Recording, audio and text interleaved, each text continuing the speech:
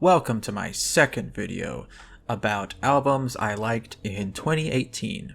This is the second one. I don't know if I've made it clear in the formatting of the title at all. I might not have done that, but this is the second one. So if you want to watch these in order, you could play the last one I uploaded. I'm not good at this, guys. Maybe I'll have a playlist or something. Anywho, this is continuing from March to April of 2018 of 10 more albums I enjoyed a great deal. So hopefully you will perhaps find some music you are interested in, or at the very least be entertained. Perhaps there is some entertainment value in that. Anywho, thanks for watching. Take it away, me.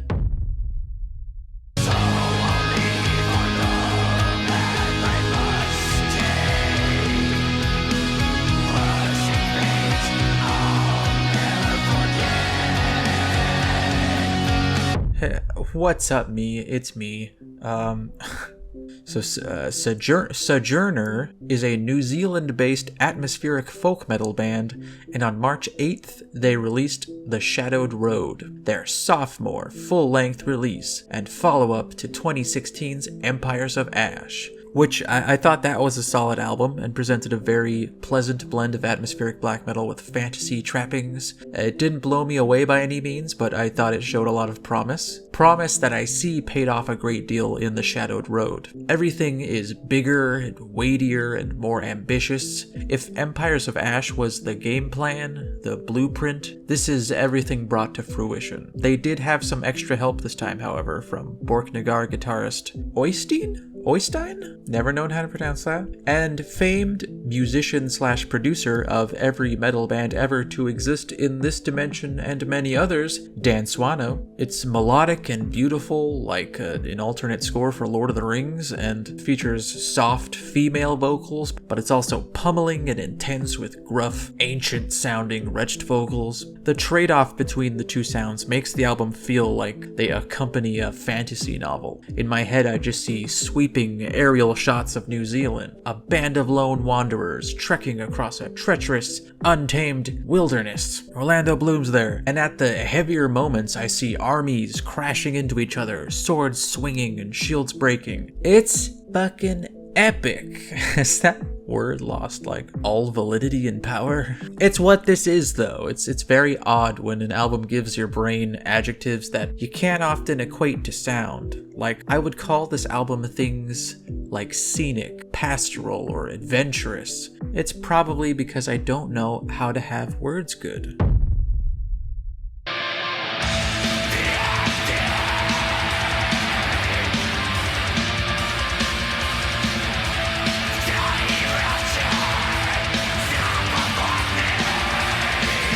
So every couple of months I have to Google this band's name and sort through some forums to make sure the current consensus on the pronunciation of their name has not changed. So as of my understanding at this very moment, it is DRUDKH. I don't know how fucking Sanskrit works. It's tree. The band should just be named Tree. Anyway, DRUDKH is one of the most prolific Ukrainian black metal groups in the game. They are a relatively reclusive and secretive group that take the sound of black metal's origins and make them more grand and epic, on top of some added folk influences. Their lyrics often pull from Slavic mythology and Ukrainian poets. And on March 9th, they dropped their 11th full-length album, They Often See Dreams About the Spring. Over the years, DRUDKH has refined their sound and are, I feel at least, at the top of their game. Every release has been more atmospheric, more melancholic, more beautiful. They have some kind of secret recipe they're not sharing. It's probably just being from Ukraine. Maybe that just allows them to tap into a deeper vein of misery, where a lot of atmospheric black metal albums can sort of tonally bleed together into one shapeless, forgettable experience. DRUDKH manages to keep up a great deal of variation and excitement over the course of 43 minutes. Also,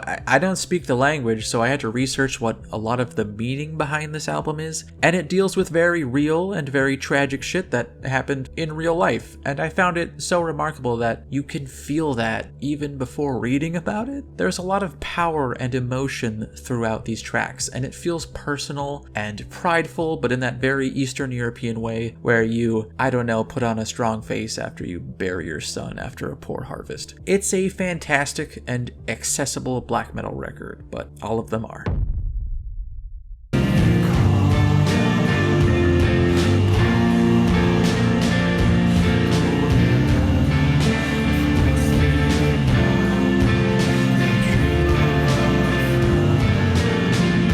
DROWSE is an American experimental shoegaze project, and Cold Air is their sophomore album released March 9th. That kicked off a great year of releases from label The Flenser. DROWSE seems to incorporate flavors of other sleepy shoegaze acts like Slowdive, Carissa's Weird, and Grouper. It slows the tempo even further and filters them through a frigid fog. I mean, it's probably just an act of word association with the album's title, but there really seems to be something cold and apathetic about this release. The instrumentation and vocals all swirl together into a sleepy haze.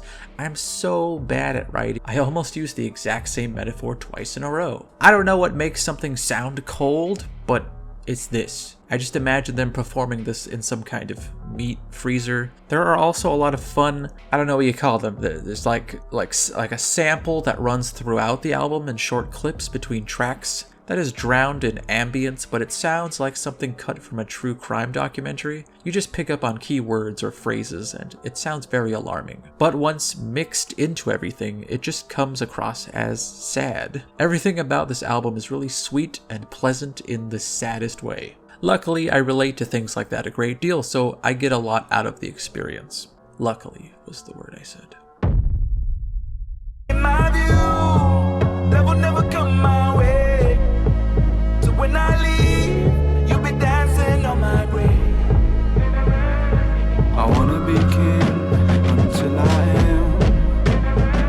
Young Fathers are a Scottish hip-hop group. They rose from being a group of teenage friends recording mixtapes on a karaoke machine plugged into a tape recorder to extensive touring, collaborating with groups like Massive Attack, and essentially encompassing the soundtrack of Trainspotting 2. Cocoa Sugar is their third album, and it continues to see them experiment and play around with their talents. I think it might be their most consistent and accessible release, but that's not saying much because it's still very odd, but in a charming way. I can sort of feel them attempting to approach pop music more, but this is about as close as they can comfortably get to it. There are brief flickers of that in between very strange instrumentation, haunted production, and vague lyrics and a cappella vocals. It's a little slower than their other albums as well, but that didn't bother me. It didn't make them sound any less energetic or powerful. I'm way into it. It's a real oasis of creativity in mainstream hip-hop. I don't think I can say the phrase hip-hop with any measure of gravitas. Hip-hop.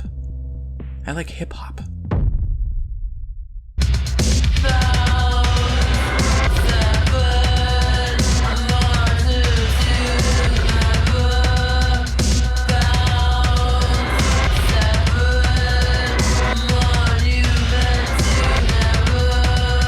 Hyde is an American sample-based industrial duo, and Castration Anxiety is their first full-length album, released March 23rd. I'm more and more starting to see this term sample-based popping up in reference to a lot of projects I have also seen labeled as post-industrial, like LA's Youth Code and Texas's Street Sects. Jesus, it's like I intentionally try to write things I can't say. Maybe I am misunderstanding this term, but this doesn't entirely seem to be a new concept. It's just like the first time those words were put together. If anything, it puts projects like Hyde under the same umbrella of things like 80s era Skinny Puppy and Ministry, where songs were pieced together out of a collage of instrumentation, synthesizers, and vocal samples. I sense similar DNA in Hyde, which works out well for me because it's an era of music that is very important to me. These guys take that sound and apply decades of missing progress to that genre, giving it a modern, sleek, and freshly punishing production quality. There's a lot of pulsing bass lines, intense, warbly trance leads,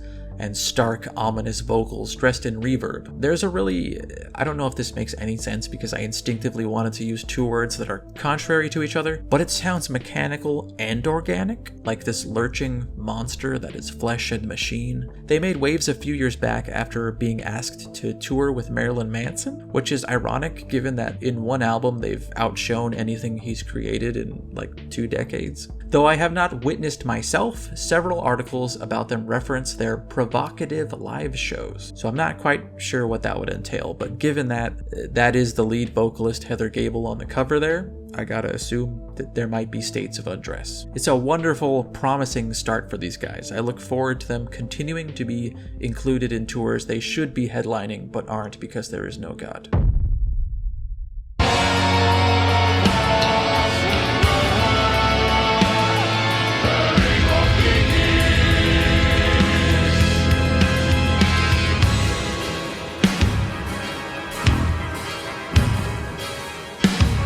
LYCHGATE is an avant-garde black metal band from England, and The Contagion in 9 Steps is their 3rd full-length album. Even for fans of the harder, darker fringes of metal, this is definitely a tougher sell. It's highly experimental and theatrical, but unequivocally full of an eerie and mysterious beauty. You're gonna hear a lot of churchy pipe organs, complex guitar work, odd time signatures, clean, almost Gregorian chant-like vocals, mixed with deep, growly, barking vocals that echo back and forth in stereo, only adding to the theatrical nature of their sound. It really sounds like, and I mean this entirely as a compliment, because it is undoubtedly my jam, like some kind of strange, esoteric cult putting on a secretive performance to a congregation where they are just yanking out props from a chest. The variation of vocal stylings and myriad of instrumentation makes the album feel like a bizarre opera of sorts.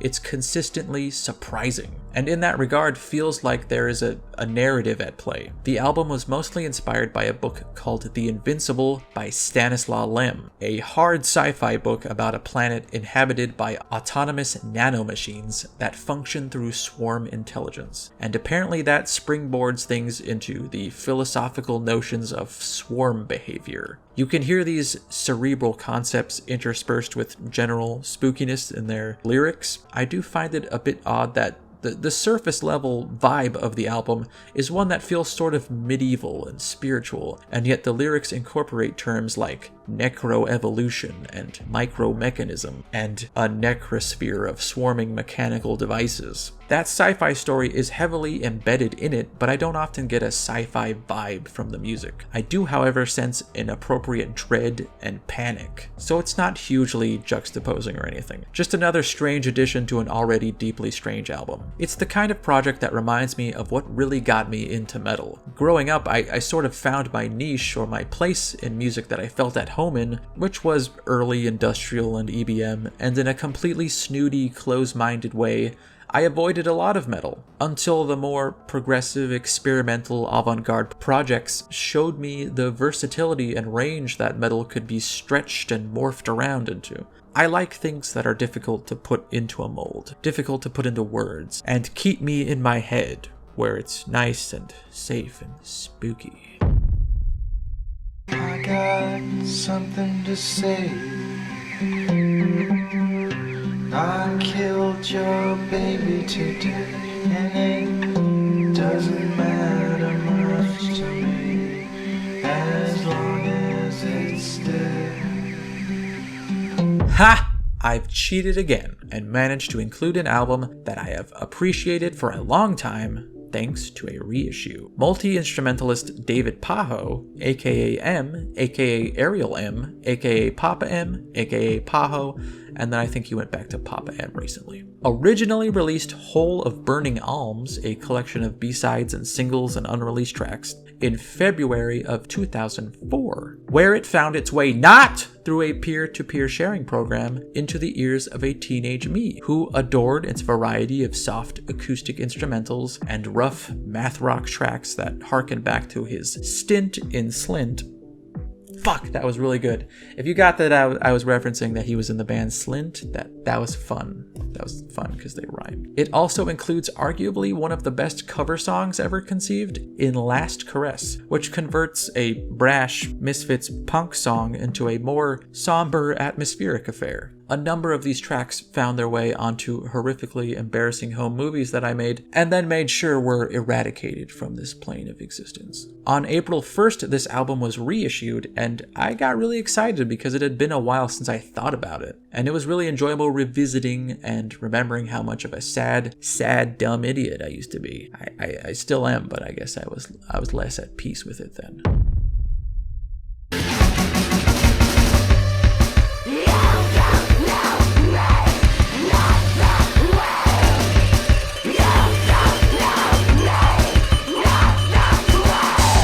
Street Sects, which I referred to earlier, is an American sample-based, is that a word, industrial project or volatile synth punk, going by their own branding, and Curse are a similarly labeled but female-fronted project. On April 1st, both bands released a 3-track split featuring 2 tracks by Street Sects and 1 from Curse. I have a long-standing appreciation for Street Sects, and their 2 tracks continue to impress me with their abrasive and harsh brand of industrial noise that is comprised of intense lyrics that have so far cataloged a pretty horrific set of life experiences, backed by these penetrating, noisy bursts of fuzzy guitars, synths, and drum machines and samples. I've been enjoying the slow drip feed of tracks these guys have been putting out for the past couple years, and these 2 new ones are no exception. I was not familiar with Curse, and this seems to be their first output in a couple years, but I can see why they thought this was an appropriate pairing. They do seem to be cut from the same cloth, but Curse is a touch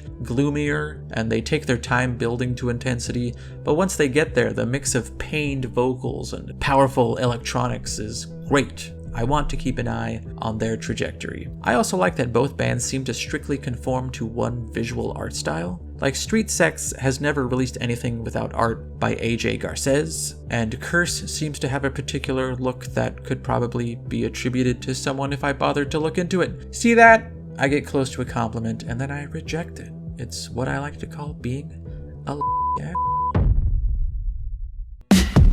Chase my rings like a baby snake kiss. She says she don't know why. The closer you are, the quicker it hits you.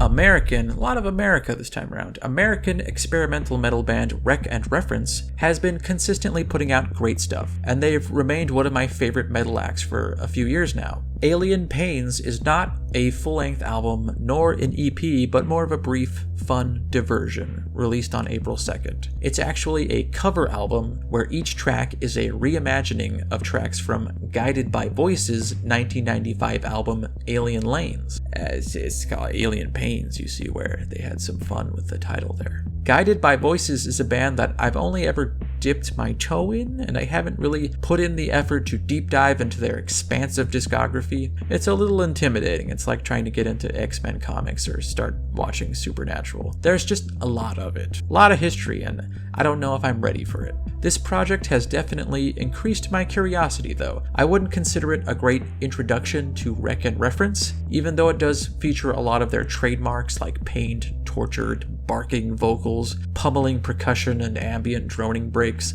It feels more like a treat to already established fans. Plus, you miss out on the near humorously bleak lyrics. Also, it's been far too long since they've had a proper release, and this seems like such a tease. I'm ready for it. I've been ready. Just give me the word, guys. Also, restock your shirts. How am I supposed to support you if you won't fucking let me?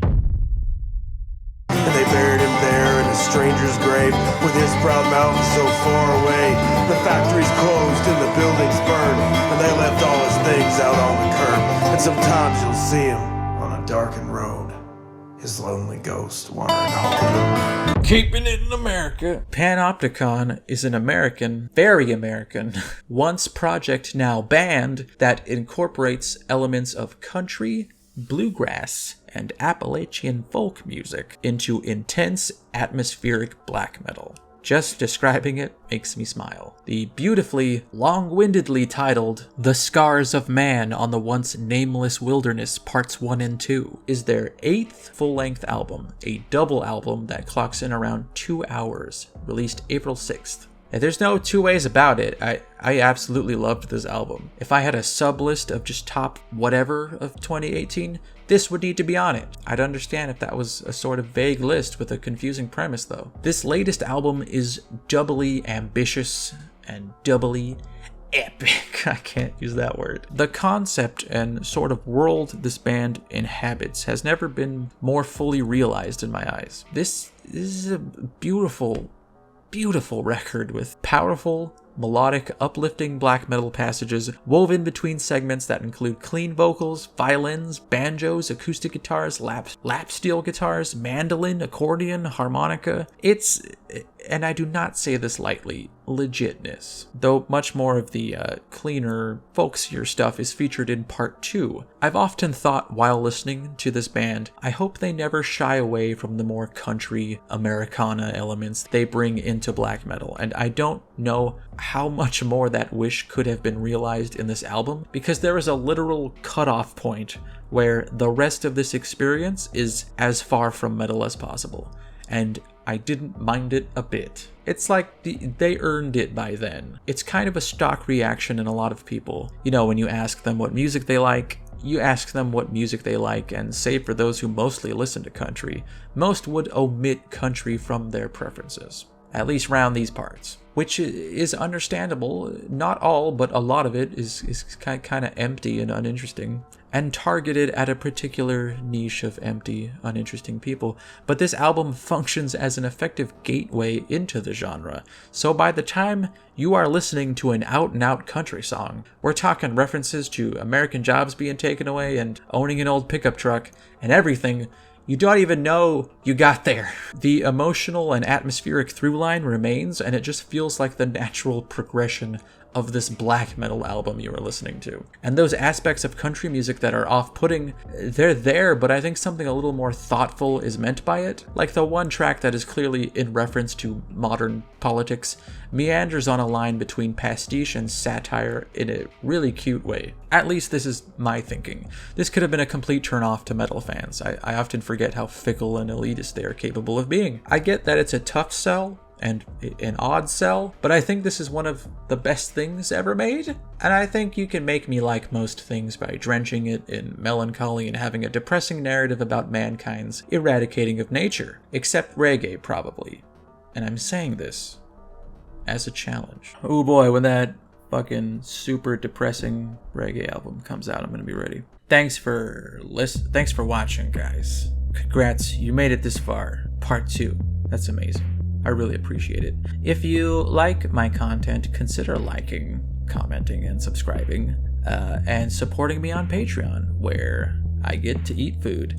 And also, I have some of the music I made on my Bandcamp page, which you can stream or purchase or completely ignore. That is grimbeard.bandcamp.com. Thank you as always, and maybe we'll meet up here later if I continue to have the heart to make more of these. Goodbye.